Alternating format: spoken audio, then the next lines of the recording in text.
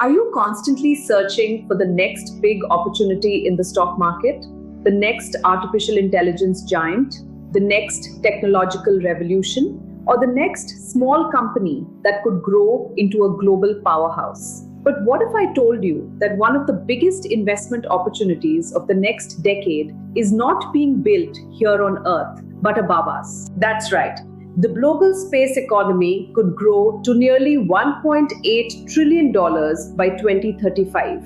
And there will not be just one winner in this sector. There will be many. While most investors have only heard of SpaceX, several smaller publicly traded companies are quietly building the rockets, satellites, communication systems, and critical infrastructure this industry will need.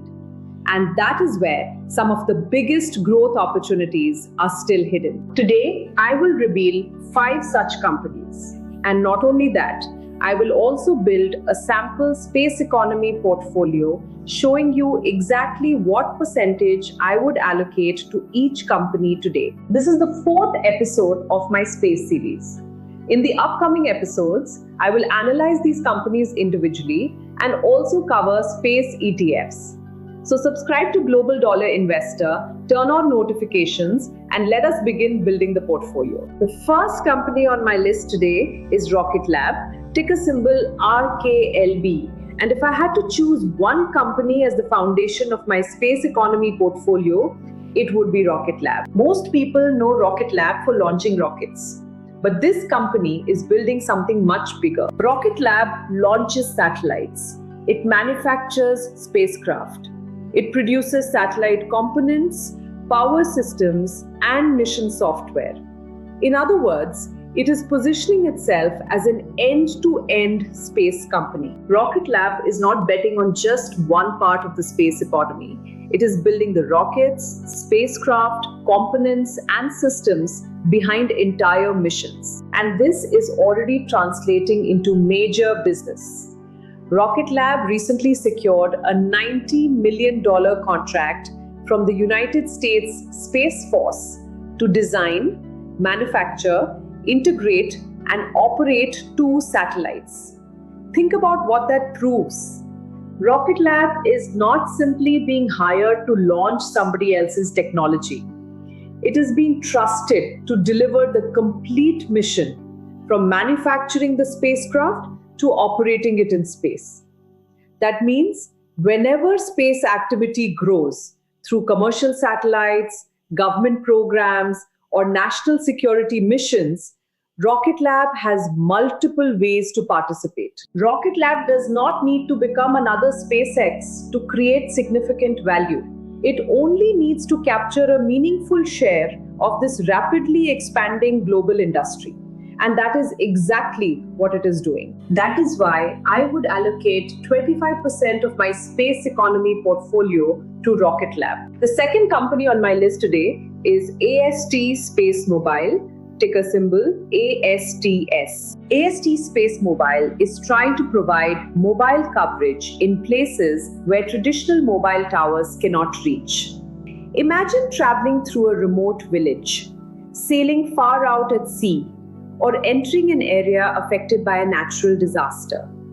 Your phone loses its network, but instead of remaining disconnected, the phone already in your pocket could connect directly to a satellite in space. No special satellite phone needed. That is exactly what AST SpaceMobile is building. The company is working with existing telecom operators to extend their mobile coverage from space. This could allow telecom companies around the world to reach remote communities, oceans, disaster zones, and other areas where building traditional mobile towers is difficult or too expensive. Think about the size of that opportunity. Billions of people already use mobile phones.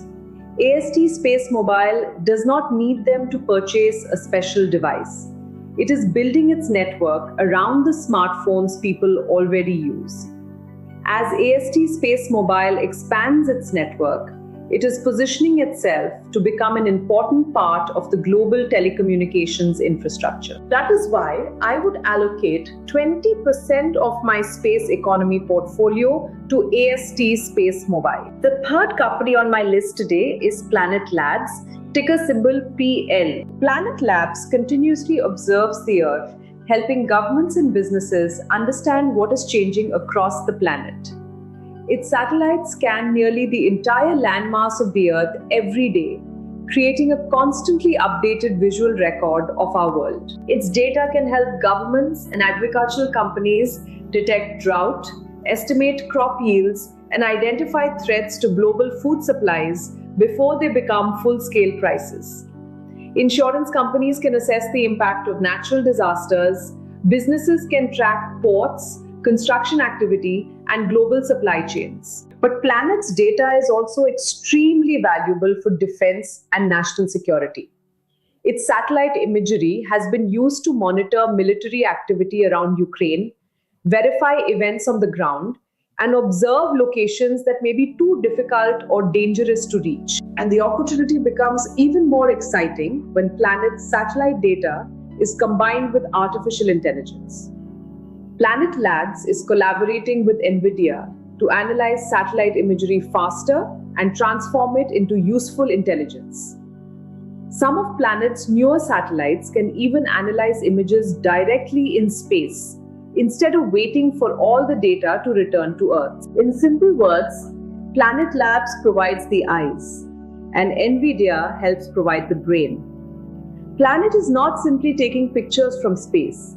It is building a constantly updated source of global intelligence. That is why I would allocate 15% of my space economy portfolio to Planet Labs. We are now 3 companies into the portfolio. If you are enjoying this portfolio building format, take a second to press the like button and tell me in the comments which company you want me to analyze first in a complete dedicated video. The fourth company on my list today is Redwire, ticker symbol RDW. Have you ever wondered how satellites and space stations generate power in space?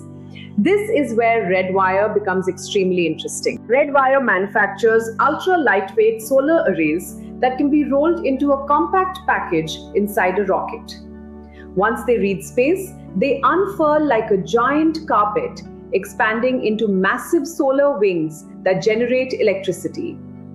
Because these arrays are lightweight and compact during launch, spacecraft can carry large power systems without using excessive space or weight. And this is not experimental technology. Redwire's rollout solar arrays are already operating on the International Space Station. Some of them were carried into orbit aboard SpaceX cargo missions. Redwire has also been selected to supply rollout solar arrays for Axiom Space's first commercial space station module. Beyond solar arrays, Redwire provides satellite platforms, sensors, avionics, and deployable structures. But its rollout solar technology is what truly sets the company apart. As the number of satellites, space stations, and deep space missions grows, demand for reliable power systems should grow with it. That is why I would allocate 15% of my space economy portfolio to Redwire. The fifth company on my list today is Intuitive Machines, ticker symbol LUNR. The race to build the moon's infrastructure has already begun, and Intuitive Machines is positioning itself as one of its early builders, supporting the transport, communications, and navigation systems that future lunar missions will depend on. And this is no longer just a future ambition. It is already turning into real business. In March 2026, NASA awarded Intuitive Machines a $180.4 million contract to deliver 7 science and technology payloads, including an Australian lunar rover, to the moon's South Pole region. The company has also delivered payloads to the moon through its missions, proving that it can operate in one of the most difficult environments imaginable. As governments and private companies increase their activity around the moon, demand for cargo delivery, communications, and navigation could grow rapidly. and Intuitive Machines is already securing an early position in this emerging lunar economy. That is why I would allocate 10% of my space economy portfolio to Intuitive Machines. But the final 15% of my portfolio would not go into another company. I would keep it available as an opportunity reserve. The final 15% of my portfolio would remain as an opportunity reserve. This does not mean I am less confident about the space economy. It means I want the flexibility to act when a better opportunity appears. One of these companies may reach an important milestone. Another may demonstrate stronger execution. Or a market pullback may allow me to increase my position at a more attractive price. So rather than investing everything at once, I would keep 15% ready to deploy into the company showing the greatest progress. This basket gives me exposure to rocket launches, satellite communications, Earth intelligence, space-based power systems, and the emerging lunar economy, while keeping 15% ready for the strongest future opportunity. There will not be just one winner in this sector. There could be many. And this portfolio allows me to participate across the wider space economy without depending entirely on one company. This is a sample portfolio showing how I would personally think about allocating capital across the sector. It is not investment advice. Always conduct your own research before investing. Now tell me in the comments, how would you divide your own space economy portfolio? And which of these 5 companies should I analyze first in a dedicated video? In the next episode of my space series, I will discuss space ETFs for investors who want broader exposure to this growing industry. So subscribe to Global Dollar Investor, turn on notifications, and join me for the next episode. The information here is for educational purposes only and not a financial advice. Invest smarter, think global.